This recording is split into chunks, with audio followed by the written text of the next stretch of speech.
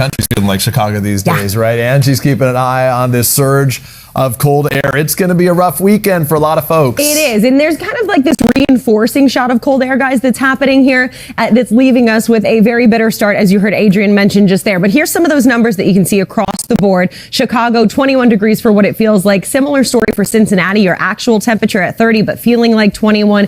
We've got the 30s in New York City. And as we look to the afternoon hours, not much improvement. That's the big problem, right? We've got temperatures running 10 to 15, even close to 20 degrees below normal, even as we get into the second half of our day. A high of just 29 in Chicago, 12 for Duluth. Bismarck will end up into the teens, but feeling below zero by later today. Charleston sits into those low 40s this afternoon, and Cleveland into the mid 30s. Tomorrow, not much better. We have that cold air kind of shifting its way farther to the south and east, so it's single digits across the plains and upper Midwest. 27 degrees in Chicago, but feeling like 17, and then those 40s on tap for Washington, D.C. And unfortunately, if you're looking ahead to next week, the cold air continues. We'll still see those mid-20s by Monday in Minneapolis. We rebound to the mid-30s, but we are right back to those mid-20s by the time midweek rolls around. And it's kind of a similar story wherever you look on this map. We've got still the 30s in Kansas City on Monday, and then we get to the 50s and back to the 40s. It's going to be kind of a chilly stretch over the next couple of days, guys.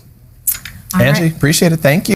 The man accused. Yeah, absolutely. Angie's watching the forecast for us. A lot of folks feeling a lot like winter is already here. Yes, indeed. It's not all bad news, though, guys. We've got some snow that, of course, folks are going to have to deal with. Maybe getting around in parts of the Rockies is going to be difficult. And, of course, that rain across the Gulf Coast. But there's some dry skies, too. Notice places stretching from Maine down to New York. Looking at dry conditions, we've got the Southwest looking pretty quiet as well. But those wintry kind of alerts are going to stay in effect when winter weather impacting folks across the Rockies and the upper Midwest. We'll have some quick moving snow kind of working with this system across this region through the day today. And temperatures, of course, will be chilly near there and extending out to the East Coast. A lot of sunshine expected even through the afternoon hours up and down the East Coast, unless you're in the Southeast. That is where it's going to stay soggy. We've got this kind of pesky front just hanging around. It's stationary, and that leaves us with not just rain today, but for tomorrow as well. So we'll see the flooding concern potentially across parts of Georgia and Florida as we get into our Sunday. Otherwise,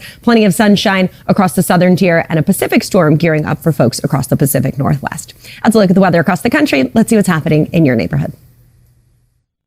And that's a look at your forecast, guys. Turtleneck season has arrived. What you guys don't see is right before this, Peter analyzing if he likes my outfit or not. I think Do you like it? 10 out of 10? You're dressed for a cold weekend. I think it's a perfect fit. I know the forecast. Ange, appreciate Quit while you're it. ahead. Still to come, World Cup fever. Our friend Jesse Kirsch has the very turtlenecks pretty much no matter where you live today, right? We called each other before the show and planned to match our outfits. Yes, we do need the turtlenecks. We need the extra layers. We've been bundling up across a good chunk of the country over the past couple of days, and that continues for your weekend ahead. Here's what we've got right now, a pretty active pattern. Notice the snow showers happening across parts of the Rockies and the rain across parts of the Southeast. Those two locations are where we're going to see the most difficult kind of travel and maybe plans being impacted by the weather. We've got the winter weather alerts up to 23 million people. They stretch across parts of the Great Lakes and Midwest, Chicago, Des Moines included in that, and then stretching across parts of the Rockies as well as we gear up for kind of two different systems to impact us. So the snow and the winter alerts are from this kind of quick moving system that's going to bring a burst of snow to the Midwest through the day today. But then if you look to the south, we've got this front that's just sitting over this area. This means periods of heavy rain are going to be stuck with us as we get into Sunday. And some of that snow from that other system is going to work into parts of the interior Northeast by the time we get into tomorrow as well. We'll pick up a couple of inches between now and the end of the weekend. Let's look at the weather across the country. Let's see what's happening in your neighborhood. And that's a look at your forecast, guys. Angie, thank you. 'Tis the season for a tree, so should you be buying real? We're back with today's holiday consumer and a conversation that's always fun this time of year. Should you head out to a farm and pick up a real Christmas tree, or go to the store and get one from a box? One is frigid cold this weekend. The other one's quite warm. So you have a pretty easy choice, I think, for some folks. Obviously, this is the time when a lot of folks are going to head out to initiate the process of decorating their trees all over the weekend. NBC's Maggie Vespa gets into the great holiday debate. Well, Team fake. All right. Team fake. Fake. Right? Yeah. Team fake. Team real. I want real. But you don't have a real one. No, but I want to be. Don't front like you got a real one. Shh, Laura. I thought I was safe with you. I'm going to zip it here in this conversation. All right, coming up at Pop Start's very real. Melissa McCarthy back in studio. Time for Pop Star. Joe, what is it poppin'? We got a packed Pop Star for the critics pick, but you'll pick the pit. You right? know me so well. Exactly. I can't wait for season 2. I know, exactly. Anyone else have strong opinions? Sinners I haven't Sinners. seen, but Oh my gosh, I just watched it on the plane a couple of weeks ago, and I get the hype. I see why it has so many nominations. all right, there we go. Not a holiday movie Not a holiday movie.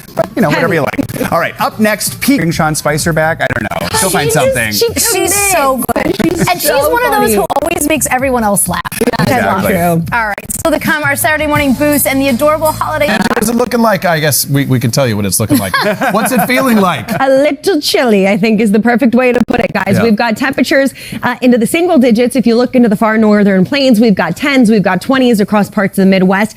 The warmest we're going to get, 70s and maybe 80s down through South Florida, but that's a sliver of the country. Most of us feeling the chill and feeling much like winter has settled in. Here's the deal with the snow, though. We've got some of it that's going to be on tap across a couple of spots through the weekend. Here's where we're watching today. It's parts of the Midwest that are going to see this kind of a quick moving low that pushes east and brings a bit of a blanket of snow across that region. So folks there are going to have to deal with that. The northern plains, the upper Midwest can gear up for that. And then as we get into tomorrow, parts of the Northeast will see this. This is a quick moving system, as I mentioned, so it'll work across the Great Lakes, slide into the Northeast, and add some of these kind of snow showers for the day, for your Sunday across parts of the interior Northeast. When all is said and done, the highest amounts will be across the plains with up to 7 inches in some spots. That's a look at the weather across the country. Let's see what's happening in your neighborhood. And that's a look at your forecast, guys. All right, you're going to like this, Angie. We go inside the state-of-the-art rehab facility.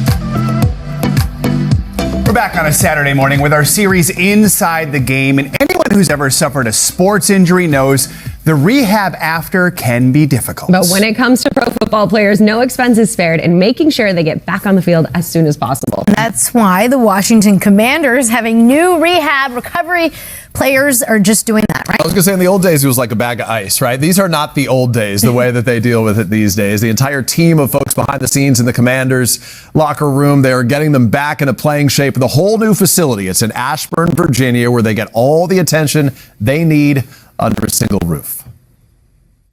Cold plunge I for chose you, to pass on the cold plunge with a 6'7", 310 pounder. It looked like I was in the kiddie pool. Maybe all the water would leave, though.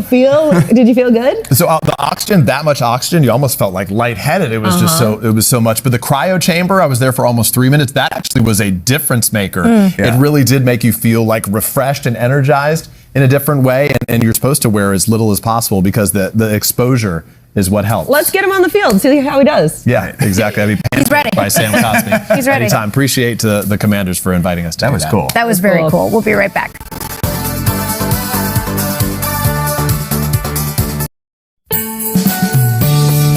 That is going to do it for us on a Saturday morning. Always love to see all those smiling faces The out on the tree plaza. brings out the people. Come on down. I think it's time to put up the tree this weekend. What do you say? Yes. Let's go. Good idea. I approve. Real or fake? Fake!